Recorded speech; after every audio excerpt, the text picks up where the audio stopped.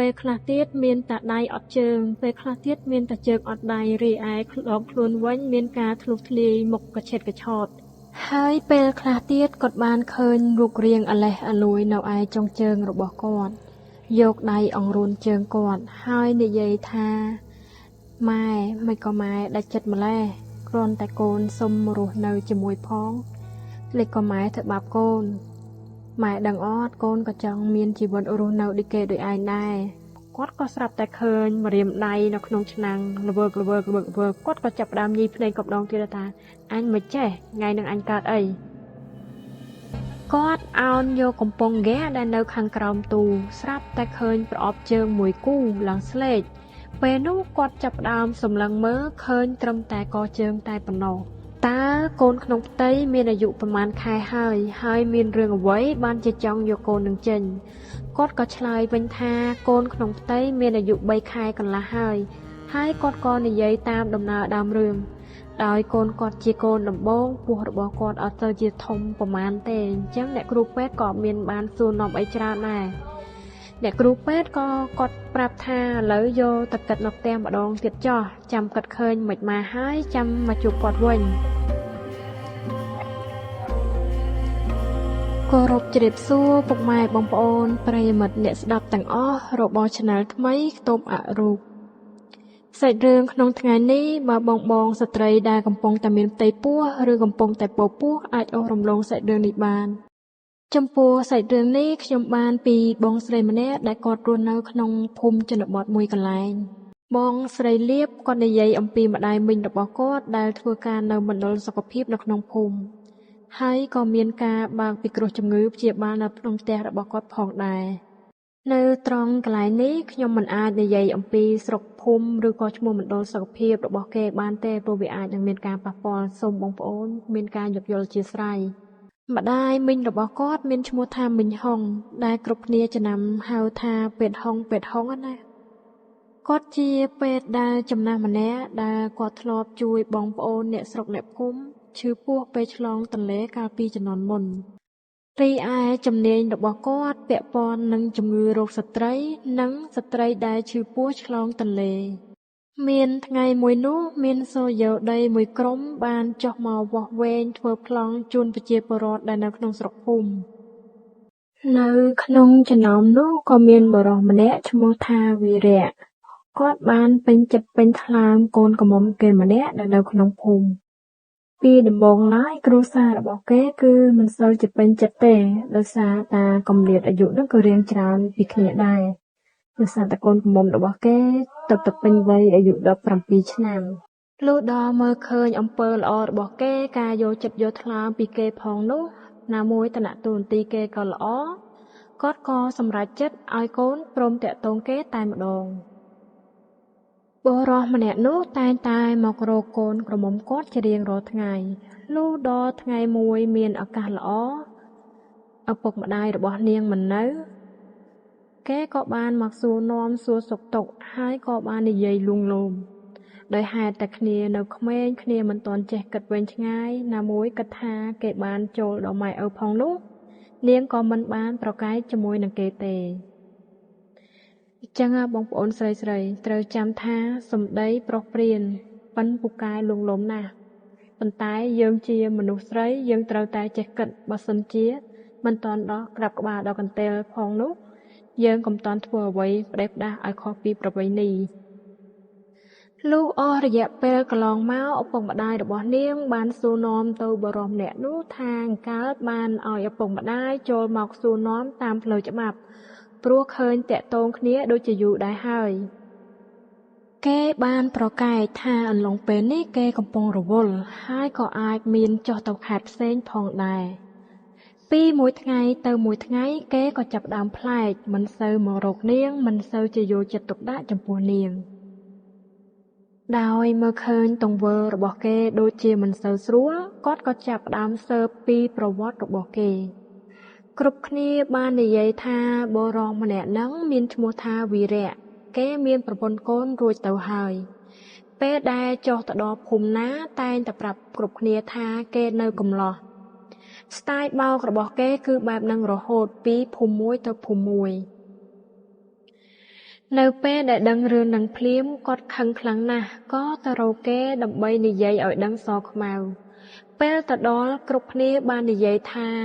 លោកវីរៈបានស្នើសុំទៅខាងលើដើម្បីផ្លាស់ប្ដូរខេត្តបាត់ទៅហើយ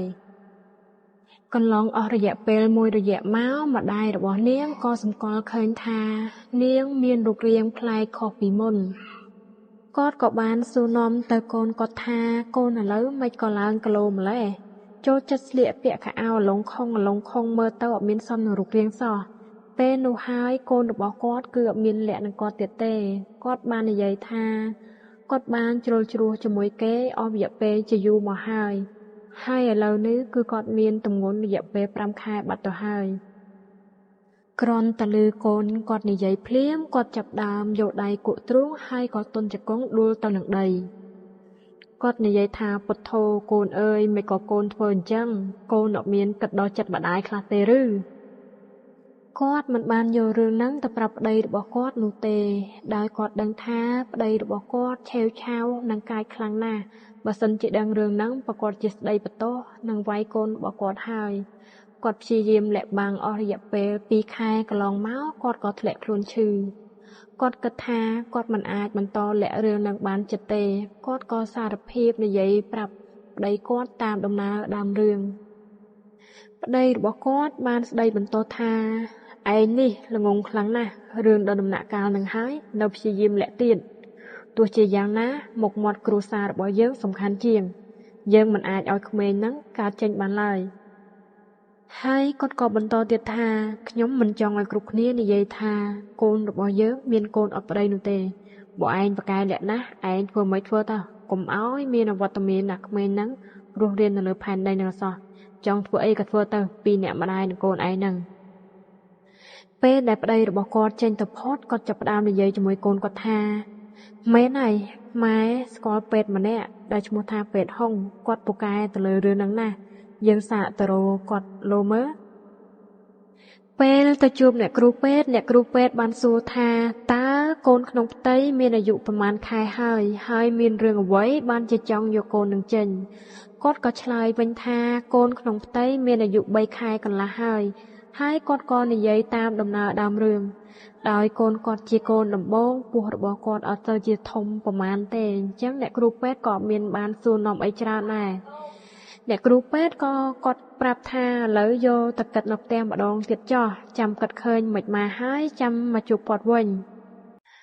បងស្រីលៀបបានបន្តទៀតថាប្តីរបស់មីងគាត់បានហាមគាត់ថាឯងល្មមឈប់ទទួលរឿងអស់ទៅនឹងទៅវាបាបណាស់ឯងចំណាស់នឹងហើយល្មមរស់ធរអាដាក់ក្នុងខ្លួនខ្លះទៅ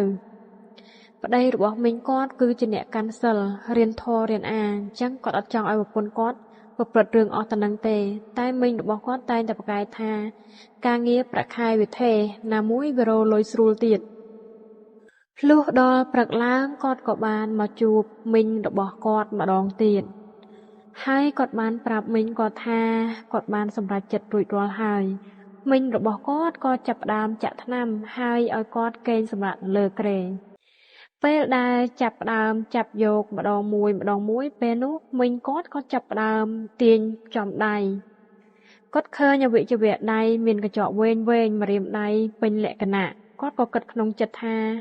កូននេះមិនមែនអាយុ3ខែកន្លះនោះទេក្មេង3ខែកន្លះណាមានអវិជ្ជវៈគ្រប់គ្រាន់បែបហ្នឹងហើយគាត់ក៏ចាប់ផ្ដើមទាញយកបន្តទៀតពេលនោះគាត់ក៏ទាញបានជើងចេញមកហើយជើងចាប់ដើមកឡើងព្រើតគាត់គិតថាម្ដាយកូន2នាក់នេះក៏ហក់គាត់ហើយតែដោយសារតាគាត់កំពុងតែបំពេញភារកិច្ចផងនោះគាត់ក៏ធ្វើកិច្ចការងាររបស់គាត់ដល់ចប់តែម្ដងពេលដែលមីងរបស់គាត់បានបំពេញភារកិច្ចរបស់គាត់ចប់សពគ្រប់អស់នោះគាត់ក៏ត្រឡប់មកផ្ទះវិញលុះដល់ល្ងាចឡើងគាត់ចាប់ផ្ដើមធ្វើម្ហូបនៅក្នុងចង្ក្រានបាយគាត់ចាប់ផ្ដើមបើកទូដើម្បីយកស្លឹកគ្រៃគាត់ក៏ចាប់ប៉ះអ្វីម្យ៉ាងពេលដែលគាត់ទាញចេញមកក្រៅមកគាត់ក៏ឃើញសរសៃសក់គាត់ក៏ញីភ្នែកខ្លួនឯងគាត់ថាអ្វីចេះគាត់មើលច្រឡំទេហើយគាត់ក៏ចាប់ផ្ដើមទាញឆ្នាំងយកមកដាក់ទឹកដើម្បីដាំស្ល គាត់ក៏ស្រាប់តែឃើញម្រាមដៃនៅក្នុងឆ្នាំងល្វើកគាត់ក៏ចាប់ផ្ដើមញីភ្លេងកម្ដងទៀតថាអញមិនចេះថ្ងៃនឹងអញកើតអីគាត់អោនយកកំប៉ុងហ្គាដែលនៅខាងក្រោមទូស្រាប់តែឃើញប្រអប់ជើងមួយគូឡើងស្លេកពេលនោះគាត់ចាប់ផ្ដើមសម្លឹងមើលឃើញត្រឹមតែកជើងតែប៉ុណ្ណោះគាត់ក៏ចាប់ផ្ដើមញីភ្នែកហើយគាត់និយាយថាស្អីអញ្ចេះស្អីហ្នឹងស្អីហ្នឹងប្រអប់ជើងមួយគូនោះក៏ចាប់ផ្ដើមកម្រើកហើយគាត់ក៏ភ័យគាត់ក៏ស្ទុះរត់ប្រអប់ជើងនោះក៏ដេញតាមគាត់តែម្ដងគាត់ក៏ស្រែកហៅឲ្យប្តីរបស់គាត់ជួយឯងជួយខ្ញុំផងមានជើងដេញតាមខ្ញុំហើយឯងជួយខ្ញុំផងប្តីរបស់គាត់ព្យាយាមសម្លឹងមើលគឺអត់បានឃើញអីទេហើយគាត់នៅតែឃើញប្រពន្ធរបស់គាត់ស្ទុះរត់ពេញផ្ទះគាត់ថាវានៅតែតាមខ្ញុំទៀតហើយឯងជួយខ្ញុំផងដោយមើលឃើញហេតុការណ៍មិនស្រួលគាត់ក៏ចាប់ប្រពន្ធគាត់បញ្ជូនទៅមន្ទីរពេទ្យតែម្ដងគ្រូពេទ្យបានចាក់ថ្នាំរងាប់ស្មារតីឲ្យមីងគាត់ហើយមីងគាត់ក៏ស្ងំគេងលុះយប់ឡើងស្រាប់តែឮសំឡេងមីងគាត់ស្រែកថាឯងជួយខ្ញុំផងមកទៀតហើយដៃមកហើយដៃជើងមកហើយជើងជួយខ្ញុំផងជប់ធ្វើបាបខ្ញុំទៅខ្ញុំរៀងហើយគាត់ចាប់ដើមស្ទុះរត់ពេញមន្ទីរពេទ្យពេលនោះប្តីរបស់គាត់បានចាប់យ៉ាងណាក៏មិនឈ្នះដែរគាត់ក៏ទៅពិស្រ័យថាជួយខ្ញុំផងខ្ញុំលែងធ្វើទៀតហើយខ្ញុំខ្លាចហើយខ្ញុំរៀងហើយពេលនោះគ្រូពេទ្យនិងប្តីរបស់គាត់បានចាប់គាត់ចងហើយចាក់ថ្នាំរងាប់អារម្មណ៍ដើម្បីគាត់បានគេងព្រឹកឡើងគ្រូពេទ្យបានអនុញ្ញាតឲ្យគាត់ចេញទៅសម្រាកព្យាបាលនៅផ្ទះហើយក៏បានប្រាប់ប្តីគាត់ថាជំងឺរបស់ប្រពន្ធគាត់ពាក់ព័ន្ធជាមួយនឹងប្រស័យប្រសាទច្រើនជាងអញ្ចឹងគួរតែនាំគាត់ទៅពេទ្យប្រស័យប្រសាទទៅគាត់បានជូនប្រពន្ធគាត់ទៅពេទ្យប្រស័យប្រសាទដើម្បីពិនិត្យមើលគ្រូពេទ្យបានដាក់ថ្នាំឲ្យគាត់ញ៉ាំអស់រយៈពេលកន្លងមកប្រពន្ធរបស់គាត់មិនបានធូរសះស្បើយសោះឡើយគាត់គិតតែពិស្រ័យថាកុំកាត់ដៃខ្ញុំកុំកាត់ជើងខ្ញុំកុំចាក់ខ្ញុំជួយខ្ញុំផងនៅតែបែបហ្នឹងជារៀងរាល់ថ្ងៃដោយអស់លទ្ធភាពក្នុងការព្យាបាលគាត់ក៏គិតឃើញថាប្រពន្ធរបស់គាត់បានសាងកម្មពៀរច្រើនណាស់ហើយឥឡូវប្រហែលជាដល់ពេលដែលគាត់ទទួលកម្មវិញហើយគាត់ក៏ព្យាយាមមើលថែប្រពន្ធរបស់គាត់បែបហ្នឹងរហូតទៅបងស្រីលៀបគាត់បានទទួលដំណឹងដែរថាក្មេងស្រីដែលមកយកកូនចេញជាមួយនឹងម្ដាយមីងគាត់នោះចេះតែមានអាការៈចុកនៅត្រង់ពោះលុះទៅជួបគ្រូពេទ្យឲ្យគ្រូពេទ្យអេកូមើលក៏រកឃើញថាមានគម្របស្រាំងគឺនៅជាប់នឹងដៃស្បូនរបស់គាត់គ្រូពេទ្យបានសម្រេចចិត្តធ្វើការវះកាត់ក្រោយពីការវះកាត់រួចគាត់នៅតែធ្លាក់ឈាមឥតឈប់ឈររួចហើយគាត់ក៏មករករឿងមីងគាត់ដល់មន្ទីរពេទ្យនៅទីនោះបានប្រាប់ថាអ្នកគ្រូពេទ្យហុងគាត់មានជំងឺប្រស័យប្រសាទឥឡូវកំពុងតែសម្រាប់ព្យាបាលនៅផ្ទះរបស់គាត់ដោយការមិនអស់ចិត្តហើយគិតថាមីងរបស់គាត់កិច្ចវេះផងនោះគាត់ក៏នាំគ្រួសារមកសួររកមីងគាត់ដល់ផ្ទះតែម្ដងពេលដែលពួកគាត់មកដល់គាត់បានឃើញក្មេងស្រីនោះអង្គុយលើរទេះរីឯសភាពវិញគឺទ្រុឌទ្រោមយ៉ាងខ្លាំងហើយក៏បាននិយាយប្រាប់គាត់ថាជារៀងរាល់យប់គឺគាត់មិនសូវជាបានគេងប៉ុន្មានទេឲ្យតែពេលគាត់បិទភ្នែកគាត់តែងតែឃើញក្មេងប្រុសម្នាក់មកស្រែកយំដាក់គាត់ពេលខ្លះលេចជារូបរាងស្អាតបាតពេលខ្លះទៀតមានតែដៃអត់ជើងពេលខ្លះទៀតមានតែជើងអត់ដៃរីឯខ្លួនវិញមានការធ្លុះធ្លាយមុខកឆេតកឆោត